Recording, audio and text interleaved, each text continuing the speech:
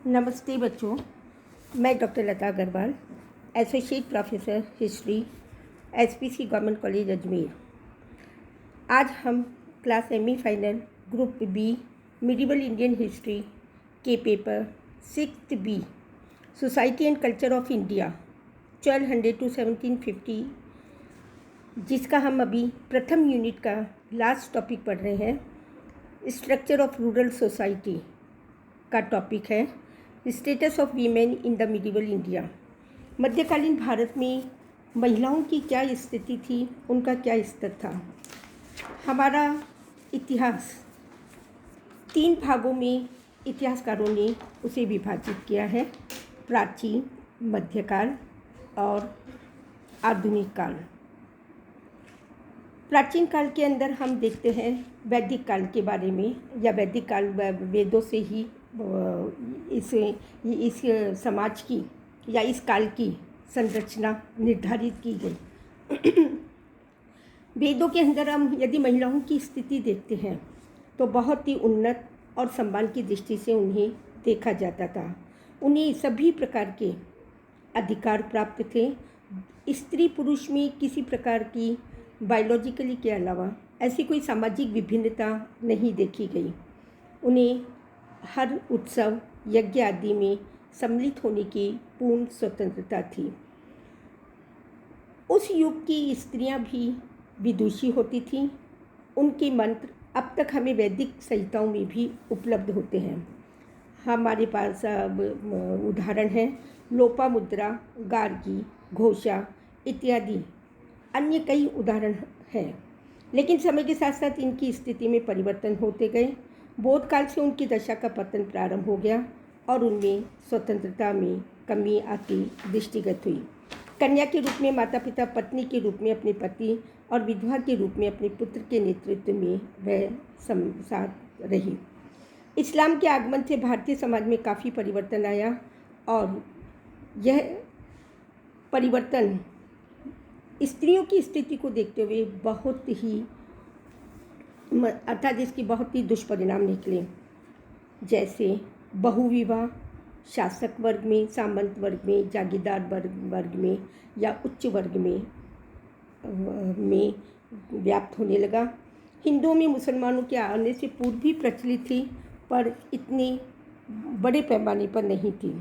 दूसरी ओर हम देखते हैं पर्दा प्रथा, यह भी मुसलमानों में सामान्य रिवाज था। इस प्रकार हिंदू स्त्रियों पर इसका गहरा प्रभाव पड़ा और मध्यकाल में यह एक समाज के अंदर स्त्रियों को केवल 4 दीवारों की संभोग की वस्तु मान करके उन्हें कैद कर दिया गया। ऐसी कई प्रथाएं हैं जिसके कारण स्त्रियों का या महिलाओं का स्तर धीरे धीरे पतनोन्मुख होता गया। पर्दा प्रथा, इस्लाम के आगमन से भारतीय क्षितिज पर नई परंपराओं का उदय हुआ। मुसलमानों के मूल देश अरब और तुर्किस्तान में महिलाओं के लिए पर्दे में रहना अनिवार्य था। स्वभावतः भारत जैसे विदेशी स्थान पर भी इसका जोर डाला गया या इसका प्रभाव दृष्टिगत होने लगा।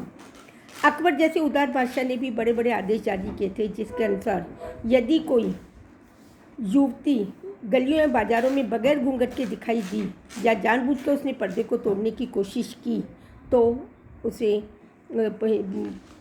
दंडित किया जाएगा। हिंदुओं में पर्दे की प्रथा मुसलमानों के प्रभाव के कारण ही आई।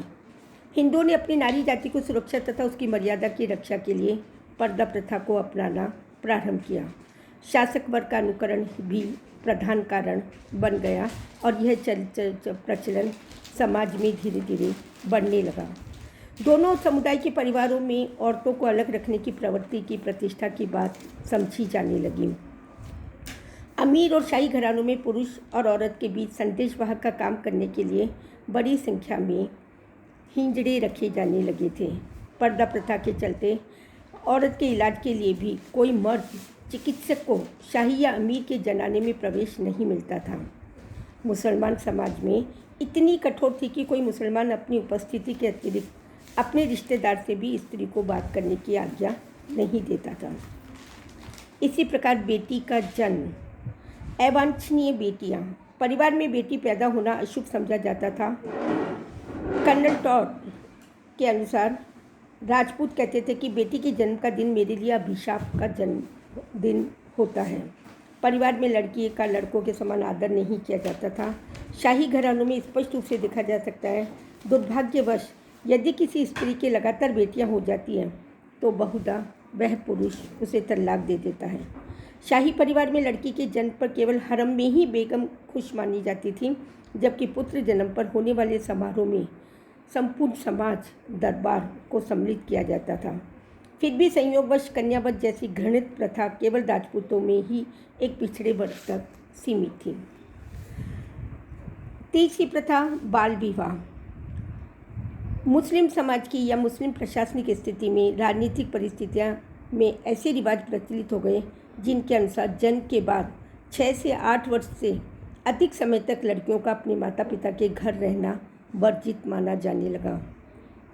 16वीं सदी के बंगाली कवि मुकुंदराम के अनुसार भी जो पिता अपनी बेटी का 9 वर्ष की उम्र में विवाह कर देता है वह भाग्यवान होता है और ईश्वर का कृपा पात्र समझा जाता है। यहाँ तक भी कहा जाता था कि वह स्वर्ग को प्राप्त होता है, उसका पुनर्जन्म नहीं होता है और वह ईश्वर की शरण में जाता है। बहुत कम उम्र में विवाह कर देने के रिवाज के कारण दूल्हा और दुल्हन को अपना मनपसंद जीवन साथी चुनने का अवसर नहीं मिलता था। राजपूत राजघराने इसके अपवाद थे। दहेज की मांग की जाने लगी। माता पिता वर वधू की श्रेष्ठता पर विचार किए बिना अपने दहेज के लालच में शादी कर दिया करते थे। बहुधा धन के लोभ में कोई नवयुवक बड़ी उम्र की औरत से यदि विवाह कर भी लेता था तो वह बुराई इतनी बढ़ गई कि अकबर को यह आदेश देना पड़ा, स्त्री की उम्र पति से 12 वर्ष से अधिक और उसके विवाह को गैर कानूनी करार देकर रद्द कर दिया जाएगा। अकबर की यह कोशिश कामयाब नहीं हो पाई। सगाई के अनुमोदन के पूर्व वर वधू की स्वीकारोक्ति तथा माता पिता की अनुमति अनिवार्य रूप से आवश्यक कर दी गई। यदि हम इस्लाम समाज का अध्ययन करते हैं तो ऐसा प्रतीत होता है कि उस समय उच्च वर्ग के राजपूत परिवारों की लड़कियों को अपना पति चुनने की स्वतंत्रता प्राप्त थी। बहुधा कोई राजपूत महिला स्वयं अपने विवाह की शर्त तय किया करती थी। राव सुल्तान की बेटी ताराबाई ने यह शर्त रखी थी, वह उसी नवयुवक से विवाह करेगी जो उसके पिता को उसके राज्य टॉड को पठानों से मुक्त कर देगा। टाड एक ऐसा राज्य था जहाँ पर पठानों का प्रभुत्व था। पृथ्वीराज के भाई जयमल ने भी यह शर्त स्वीकार कर उससे विवाह कर लिया। मोहिल सरदार की सुंदर कन्या कर्म देवी ने मंडोर के राव के उत्तराधिकारी से अपनी सगाई अस्वीकार करके पूगल के राजकुमार साधु की वधू बनना स्वीकार किया था। रूपनगर की राजकुमारी ने मेवाड़ के महाराणा राज सिंह को निमंत्रण भेजा कि वह उसे औरंगजेब के चंगुल से छुड़ाकर उससे विवाह कर ले। इसी प्रकार चौथी प्रथा थी एक पत्नी प्रथा। मध्यकाल में दोनों समुदाय के निम्न वर्गों में एक पत्नी प्रथा का प्रचलन हो गया था। अकबर के समय में इबादत खाना में उलेमा लोगों के द्वारा हुए फैसले के होते हुए भी एक आदमी निकाह के द्वारा 4 तथा मूता के द्वारा कितनी भी संख्या में विवाह कर सकता था। अकबर ने आदेश जारी किया, कोई भी साधारण व्यक्ति एक स्त्री से अधिक स्त्रियां नहीं रख सकता। बहुविवाह की सुविधा केवल धनी मुसलमानों को प्राप्त थी जो प्रायः 3 या 4 पत्नियां रख सकते थे। हिंदुओं में कुछ रजवाड़ों तथा अमीरों को छोड़कर शेष लोग सामाजिक रीति रिवाज के अनुसार एक ही पत्नी रखते थे। पत्नी की स्थिति, लड़की का पालन पोषण माता पिता के द्वारा होता है, वे ही उसकी शादी करते हैं और शादी के मामले में लड़की की इच्छा का कोई महत्व नहीं रखा जाता था। प्रारंभ में वह अपने पारिवारिक जिम्मेदारियों के अनुरूप कार्य करना, परंतु इस्लाम समाज में जब पुरुष चाहे वह तलाक दे सकता था। हिंदू परिवार में इस प्रकार का कोई उदाहरण हमें प्राप्त नहीं होता है। पति पत्नी दोनों एक दूसरे का कहना मानते थे। पति की बात सर्वोपरि अवश्य मानी जाती थी क्योंकि हमारा समाज पुरुष प्रधान समाज रहा है। इतना होते हुए भी ऊंचे घरानों की स्त्रियां, विशेषकर राजपूतनियां, अपने स्वाभिमान के मामले में किसी बात मानने को तैयार नहीं होती थी। पति यदि किसी स्त्री के सौंदर्य की मजाक से प्रशंसा करता तो पत्नी नाराज हो जाती थी और दाम्पत्य जीवन में उसका असर होता था। इसी प्रकार पांचवी प्रथा है विधवा की स्थिति। तलाक और पुनर्विवाह मुसलमानों में आम बात थी, लेकिन हिंदुओं में यह वर्जित था। कुछ निम्न जाति के लोगों को छोड़कर मध्यकालीन हिंदू समाज में विधवा विवाह का पूर्णतः निषेध था। सती प्रथा प्रचलित थी। वैसे लड़की की सगाई हुई है और अपने यदि उसके पति की मृत्यु हो जाती है तो उसे सती होने के लिए बंगाल जैसे राज्य में तो विवश किया जाता था। हालांकि राजपूतों में यह प्रथा धीरे धीरे बढ़ने लगी थी। कई क्षेत्रों में बाल कटवा लिए जाते थे। सादा जीवन, सादा भोजन करने के लिए मजबूर किया जाता था। कोई अलंकार नहीं दिए जाते थे और वह कोमल शैया पर नहीं सो सकती थी। इस प्रकार यह प्रथा, सती प्रथा, विधवा विवाह, बाल विवाह आदि प्रथाएं स्त्रियों के लिए धीरे धीरे दयनीय बनती गई और इन्हें जबरन या मजबूरी से इनको अपना जीवन इसी प्रकार व्यतीत करना पड़ता था।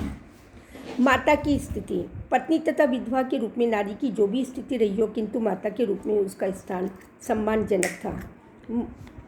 मुगल बादशाह ने इसको एक बहुत ही सम्मान आदर की स्थिति से देखा। आर्थिक दृष्टि से उत्तराधिकार के रूप में संपत्ति के एक हिस्से का उस पर पूर्ण स्वामित्व था। हिंदू बहनों के विपरीत उसका अधिकार विवाह के बाद भी अक्षुण्ण रहता था। पारस्परिक वैवाहिक समझौता की व्यवस्था मुसलमान औरतों के लिए एक अन्य सुरक्षा व्यवस्था थी। नारियों का अलगाव एवं परतंत्रता के बावजूद मध्यकालीन भारत में कई श्रेष्ठ लेखिकाएं भी हुई। हुमायूं नामा की लेखिका गुलबदन बेगम, शिबिया, मुनिसा लड़वा की जीवनी लेखिका जहानारा का स्थान तत्कालीन साहित्यकारों में बहुत ऊंचा है। मीराबाई, देवल रानी, रूपमती, सलीमा सुल्ताना, रजिया सुल्ताना, नूरजहां, सिटी उन्नीसा जहांआरा की अध्यापिका और जेबुनिसा औरंगजेब की बेटी प्रसिद्ध कवियत्री थी। इसी प्रकार हम देखते हैं कि मध्यकालीन प्रशासन के क्षेत्र में रजिया सुल्ताना, गोंडवाना की चंदेल राजकुमारी रानी दुर्गावती और अहमदनगर की चांद बीबी का नाम उल्लेखनीय है। एक संदर्भ में मखदूम और जहान भी थी, जिसमें बहमनी परिवार के निजाम शाह की ओर से दक्षिण का शासन सूत्र संभाला था। इसी प्रकार अली मर्दान की बेटी साहिब जी ने अपने पति की सूबेदारी में काबुल का प्रशासन संभाला और पति की मृत्यु के बाद बिना किसी विरोध के अफगानों पर शासन करती रही। इसी प्रकार नूरजहां के बारे में भी हम स्त्रियों के प्रशासनिक नीति में हस्तक्षेप करते हुए देखते। इस प्रकार नारी की स्थिति हम देखते हैं इतनी सामाजिक दृष्टि से इतनी उच्च किस्म की नहीं थी। कुछ दरबार, कुछ शाही परिवार की बेटियों ने अवश्य प्रशासनिक स्थिति को संभाला। धन्यवाद।